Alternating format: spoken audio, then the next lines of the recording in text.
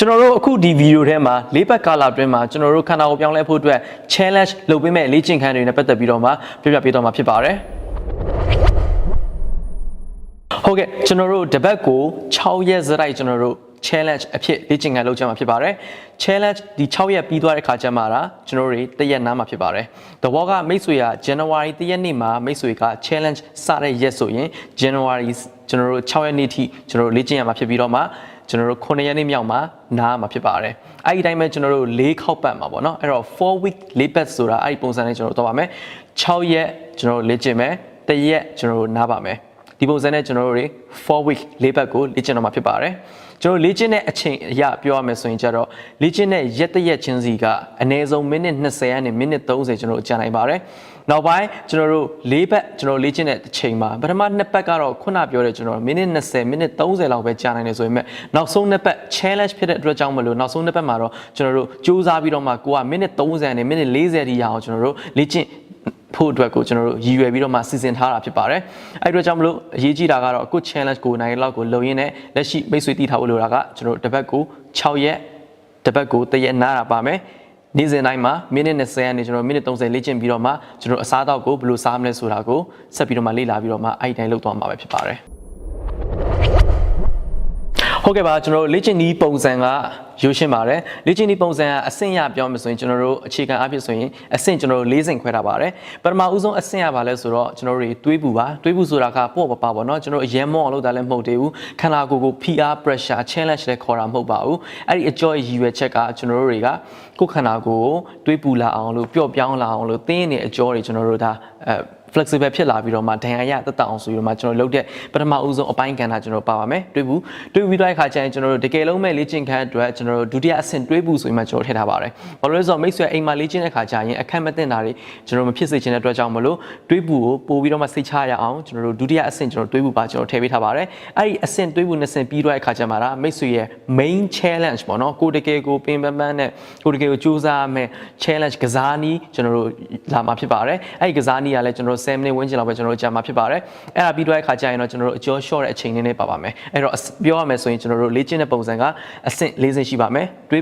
းပူနေတဲ့တင်ကိုကျွန်တော်2ဆင့်ရှိပါတယ်ပြီးရင်ကိုယ့်ရဲ့ main challenge ကျွန်တော်10မိနစ်နီးပါးရှိမယ်ပြီးအကျော် short ဆိုတော့ဘလို့ဖြစ်ဖြစ်ကျွန်တော်တရက်လေ့ကျင့်ခန်းမိနစ်20နဲ့မိနစ်ကျွန်တော်တို့40အတွင်းမှာကိုချွေးတပြိုင်နဲ့မိတ်ဆွေရဲ့ calorie ကိုလောင်ကျွမ်းပြီးတော့မှကိုယ့်အစီကိုချဖို့အတွက်အထောက်အကူပြုမှာဖြစ်ပါတယ်ပြီးတော့ကျွန်တော်တို့လေ့ကျင့်တဲ့ပုံစံရပြောမယ်ဆိုရင်နေတိုင်းဒီတစ်မျိုးထဲပဲကျွန်တော်လေ့ကျင့်ရမှာလားဆိုတော့မဟုတ်ပါဘူးကျွန်တော်တို့လေ့ကျင့်ရတဲ့ပုံစံကအနည်းဆုံးကျွန်တော်တို့ပုံစံ12မျိုးပါဝင်ပါတယ်12မျိုးဖြစ်တဲ့အတွက်ကြောင့်မလို့ဒီ12မျိုးကိုပဲကျွန်တော်တို့2 round လုပ်လိုက်ပြီဆိုရင်ကိုမိတ်ဆွေအတွက်ပေါ့နော်ဒီ4 week ကအပြည့်ဖြစ်တော့မှာဖြစ်ပါတယ်ဘာလို့ဆိုတော့မိတ်ဆွေရဲ့တပတ်ကိုမိတ်ဆွေ6ရက်ပဲကျွန်တော်လေ့ကျင့်နိုင်ပါလေအဲ့တော့6ရက်ဆိုတော့နှစ်ပတ်ဆိုတော့12ရက်ပေါ့နော်အခုကျွန်တော်တို့ကကစားနည်းပုံစံကလည်း12မျိုးဆိုတော့12ရက်ဆိုတော့ကျွန်တော်တို့ကအဲ့ဒီကစားနည်းပုံစံ12မျိုးကိုဘယ်နေ့မှဘယ်လိုဆော့မယ်ဆိုတာကြတော့ဗီဒီယိုကိုနေ့စဉ်လိုက်ကျွန်တော်တို့တင်ပေးတော့မှာဖြစ်ပါတယ်အဲ့ဒီအတွက်ကြောင့်မလို့အဲ့ဒီဗီဒီယိုထဲအတိုင်းကိုပဲမိတ်ဆွေကလိုက်ကြည့်ပြီးမှလေ့ကျင့်ရုံပဲဖြစ်ပါတယ်အဲ့တော့ဘယ်လိုလေ့ကျင့်ရမလဲနီးစနစ်ပုံစံအတိအကျတော့ကျွန်တော်တို့ဗီဒီယိုဖွင့်နေမှာတဘာထဲလိုက်ပြီးတော့မှလေ့ကျင့်ရုံပဲဖြစ်ပါတယ်ကျွန်တော်တင်ပြရင်းလေ့ကျင့်ပေးရင်းနဲ့ဗီဒီယိုဖွင့်ရင်းနဲ့မိတ်ဆွေကလည်း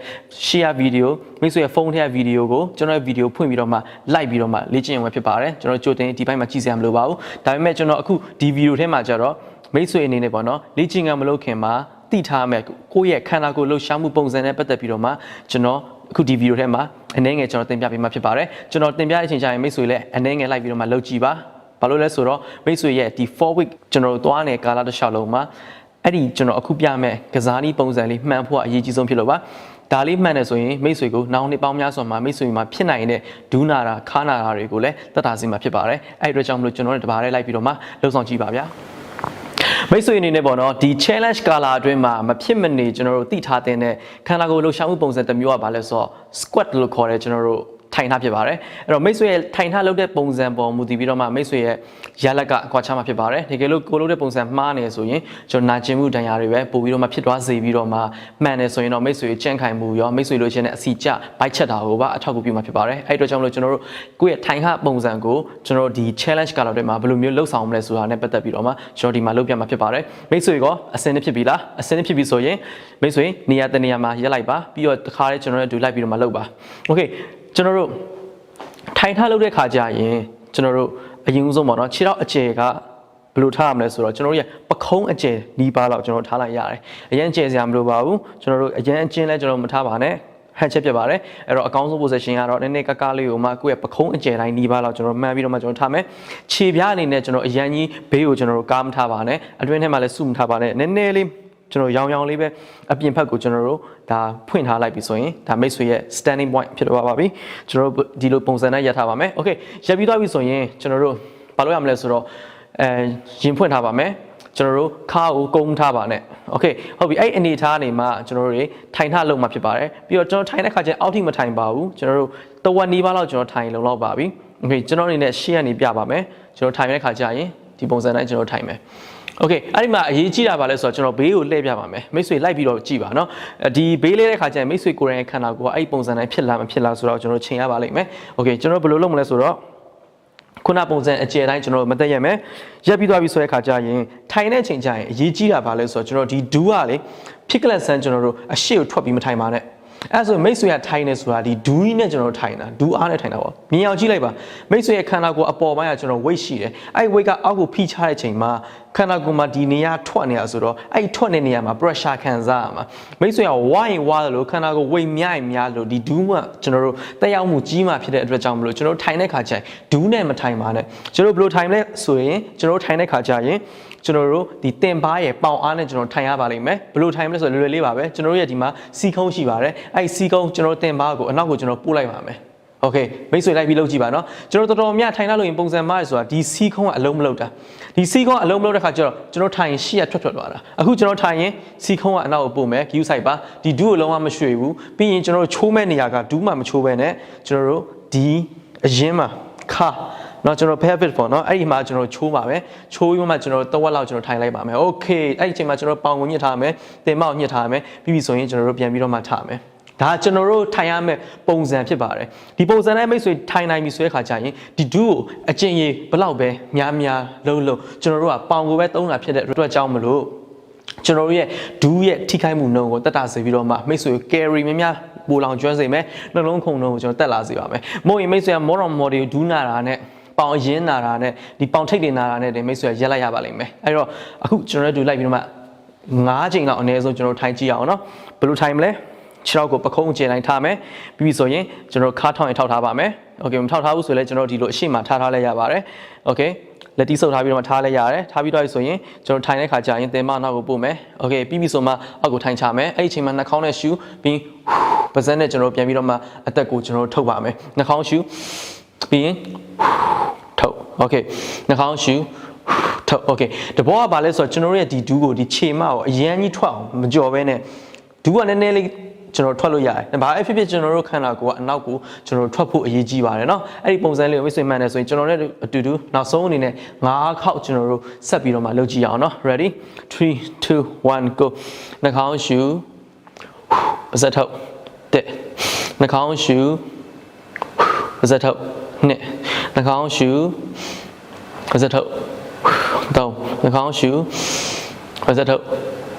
4နောက်ဆုံးချိန်နှာခေါင်းရှူပြီး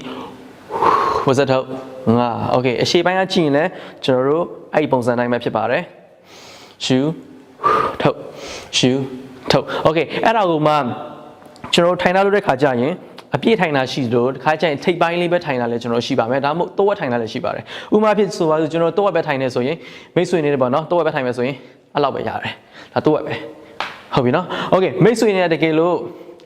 ့ဟိုဘာပေါ့နော်ထိပ်ပိုင်းနေထိုင်တာပေါ့လေလုံးဝတော့ပဲထိုင်မယ်ဆိုရင်လည်းအဲ့လောက်ရတယ်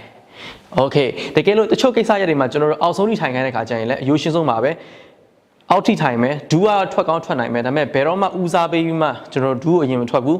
ဦးစားပေးအနောက်အရင်ထွက်မယ်ပြီးမှလိုအပ်ရင်နဲ့ထွက်တာဘာမှဖြစ်โอเคရမယ်နော်โอเคကျွန်တော်အဲ့ပုံစံနဲ့ကျွန်တော်ထိုင်မှာဖြစ်ပါတယ်ဒီဟာကအရေးကြီးပါတယ်ဘာလို့ဆိုတော့ကျွန်တော်တို့ဝိတ်ချတဲ့ခါကျရင်မိတ်ဆွေလည်းတတိထားမိမှာပါလူတော်များဝိတ်ချတဲ့ခါကျရင်ပြေးတယ်ခုံတယ်ဒါတွေဦးစားပေးလုပ်တဲ့ခါကျတော့ခန္ဓာကိုယ်မှာပေါ့နော်ကျွန်တော်တို့ repetitive လို့ခေါ်တဲ့ထက်ခါတလဲလဲကျွန်တော်တို့ခန္ဓာကိုယ်ကိုဖိအားပေးတဲ့အရာဖြစ်တဲ့အတွက်ကြောင့်မလို့ကြာလိုက်ကျွန်တော်တို့ရဲ့ခန္ဓာကိုယ်အောက်ပိုင်းအစစ်တွေကကျွန်တော်မခံနိုင်မဲနဲ့ဒါတွေကြောင့်မလို့ကျွန်တော်နားလိုက်ရတာရှိတာပေါ့နော်ဒဏ်ရာတွေများရသွားတယ်ကျွန်တော်တွေ့ရလိမ့်ရှိပါတယ်အဲ့တော့ကျွန်တော်က weight ချမဲ့လူကိုကျွန်တော်ပြောချင်တာကကျွန်တော်အနေနဲ့ပေါ့နော် ပြေးတာတော့အရင်လက်လျှောက်တာကျွန်တော်အားမပေးဘူးဘာလို့ဆိုတော့အဲ့ဒီလေ့ကျင့်ခန်းတွေကမိတ်ဆွေအတွက်ခန္ဓာကိုယ်ကို pressure အရင်ပေးတယ်ဥပမာပြဆိုပါစို့မိတ်ဆွေခန္ဓာကိုယ်ပေါင်200ရှိရဆိုပါစို့ပေါင်200ရှိရဆိုရင်ကျွန်တော်လမ်းလျှောက်တယ်ပြေးတယ်ဆိုတာကလေစကွက်လိုမျိုးပေါင်100စီထမ်းတာမဟုတ်ဘူးတစ်ခါလမ်းလိုက်တိုင်းပေါင်100တစ်ခါလမ်းတိုင်းပေါင်200 200အကျဉ်းရကြည့်မယ်ဆိုတနားရီတွင်းကိုကျွန်တော်အကျဉ်းရ1000ကနေအကျဉ်း1000အတွင်းမှာရှိတယ်အဲ့တော့ကိုယ့်ရဲ့အဆင့်နဲ့ကိုယ့်ရဲ့ခန္ဓာကိုယ် weight ကိုဒီလိုမျိုးတစ်ချိန်လုံးကျွန်တော်တို့လှုပ်ဖက်များလိုက်ကျွန်တော်ခန္ဓာကိုယ်ခံနိုင်ရင်မရှိဘူးအဲ့တော့မိတ်ဆွေနာမှာတေချာပါပဲကျွန်တော်မလုံနိုင်မနဲ့ရက်လိုက်ရများပါတယ်လူကြီးတွေကျွန်တော်အိမ်မှာဝါတဲ့လူတွေလမ်းတော့ရှောက်ပြီးတော့မှရေရှည်မလုံနိုင်တော့ဆိုတော့အခါကျအဲ့အဆင့်မြစ်တွေနာလို့ရက်လိုက်ကြတာကျွန်တော်များတော့တွေ့ရတယ်လူချင်းတဲ့တားကက်ကိုမရအောင်အစီမကြောက်ဒါကအခုဒီစကွက်တာမိတ်ဆွေကောင်းလို့တဲ့ဆိုရင်ဟူးမိတ်ဆွေအကျဉ်းရင်များဆိုတာလို့ရပါဆိုတော့မိတ်ဆွေကမာဆယ်ကြွတော့အဓိကဦးစားပေးပြီးတော့မှအသုံးပြုပြီးလောက်တာဖြစ်လို့ကျွန်တော်တို့ရဲ့ဒီ4 week အစီအစဉ်လေးကို online camp လေးကိုဒီဟာကို main အနေနဲ့ထားပြီးတော့မှပုံစံမျိုးစုံကျွန်တော်တို့ဘူးပေါင်းပြီးတော့မှလေ့ကျင့်ပေးမှာဖြစ်ပါတယ်တကယ်လို့မိတ်ဆွေနဲ့ပေါ့နော် repetitive ဟာတွေကိုလောက်ရဖန်များလာဆိုရင်လည်းအပြောင်းလဲနေနေဆိုရင်ထားလိုက်ပါတော့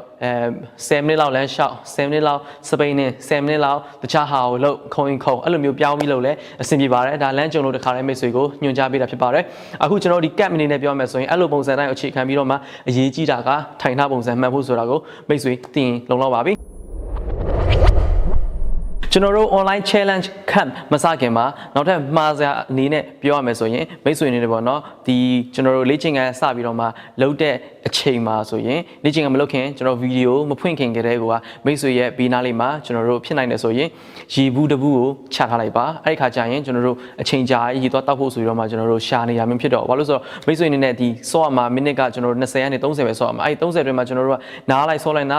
လေ့ကျင့်ရမှာဖြစ်တဲ့အတွက်ကြောင့်မလို့အချိန်ကြာကြီးကျွန်တော်အဲ့ဒီအချိန်ကြာမှာပြင်ဆင်ဖို့ကျွန်တော်တို့ယူလို့မရပါဘူးအဲ့ခါကျရင်မိတ်ဆွေရဲ့ program ကမိတ်ဆွေလုံနေတဲ့ဟာကထိရောက်မှုနေရမယ်မိတ်ဆွေခေါ်နေတဲ့ challenge ကလည်းပျော့သွားပါမယ်စိတ်ဝင်စားမှုလည်းကျွန်တော်တို့အဲ့ခါကျရင် focus လည်းလျော့သွားတာပေါ့နော်အဲ့တော့အကောင်းဆုံးကမိတ်ဆွေလောရမယ့်ဟာရှိပါတယ်အဲ့ဒါဘာလဲဆိုတော့ကိုယ့်ရဲ့ဘေးနားလေးမှာရေဘူးကိုထားပါပြီးရင်နောက်တစ်ခုကဘာလဲဆိုတော့ဖြစ်နိုင်တယ်ဆိုရင်ကျွန်တော်တို့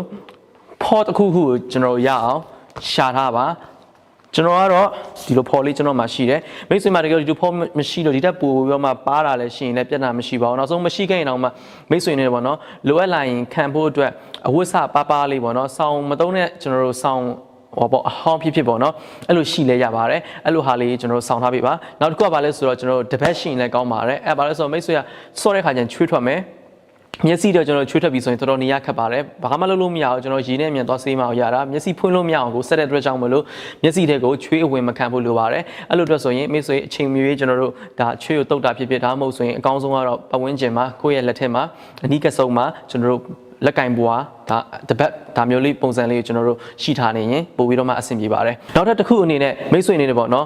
်မိတ်ဆွေလေ့ကျင့်ခန်းကိုအထောက်အကူပြုနိုင်ဖို့အတွက်ဆိုရင်ဖက်နက်ရှင်ကောင်းပါတယ်ဘာလို့ဆိုတော့ကျွန်တော်လေ့ကျင့်ခန်းလုပ်တဲ့ခါကျရင်ခုံမယ်ကျွန်တော်တို့လုပ်တဲ့ခါကျရင်ကိုယ့်ခြေထောက်ကိုတက်တာဖို့အတွက်ပေါ့နော်ကျွန်တော်တို့ဒီဖော်ကောင်း running shoe ပုံစံတစ်မျိုးလေးကိုကျွန်တော်တို့ရှိထားရင်မိတ်ဆွေတွေအများကြီးအဆင်ပြေပါမယ်တကယ်လို့မရှိရင်တော့မှမိတ်ဆွေရဲ့အောက်မှာခြေထောက်ခံဖို့အတွက်ဖော့ရှိရင်ရပါတယ်ဒါမှမဟုတ်ဆိုရင်လည်းကိုယ့်ခြေထောက်မှန်တာဖို့အတွက်